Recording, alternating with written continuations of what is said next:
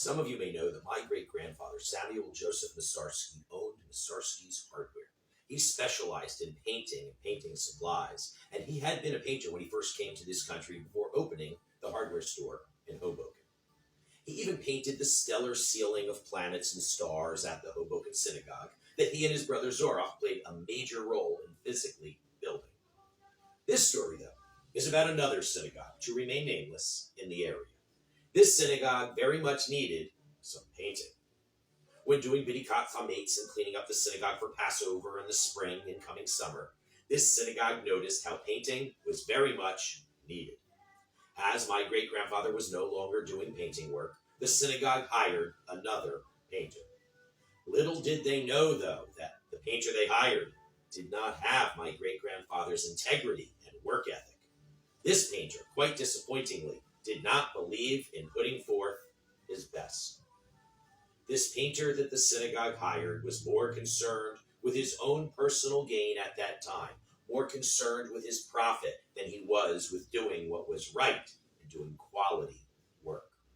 This painter simply wanted to optimize his financial profit, and he chose to water down the paint to need to use less paint. He actually went to my great-grandfather's hardware store, and he did buy good paint there for the synagogue, as my great-grandfather would not sell anything inferior.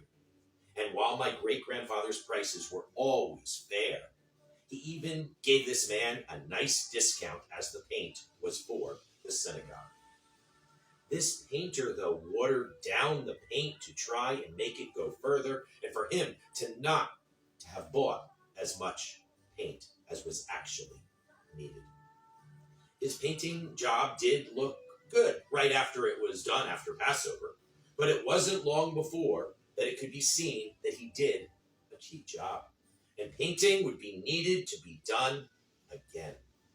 Even come Shavuot, the painting from just after Passover was starting to look weak. Then, in Elul, when getting ready for Rosh HaShannah, the paint was looking even weaker. My great-grandfather was asked by the synagogue to come look at the job this painter had done. Being the expert that he was, it was easy for my great-grandfather to see what this painter had cheaply done. If only he did the right job, a truly good job, first, then money, time, and more would have been saved. Now the synagogue was going to have to be faced with the inconvenience, the time, and the expense of repainting. Isn't that the way it is with life? If only we put forth the right effort and do truly good from the start, then so much, including us, will be rightly better saved. Unfortunately, though, this particular painter, who had considered it acceptable to try and optimize his personal gain then instead of trying to optimize what is right and good, he made things worse for himself and, of course, for the synagogue. This painter did have the chance to make it right. This synagogue did have the chance to repaint.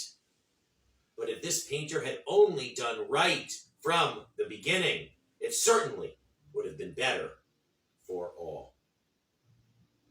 As my great-grandfather told the synagogue, though, with not having done right from the start, what was needed now?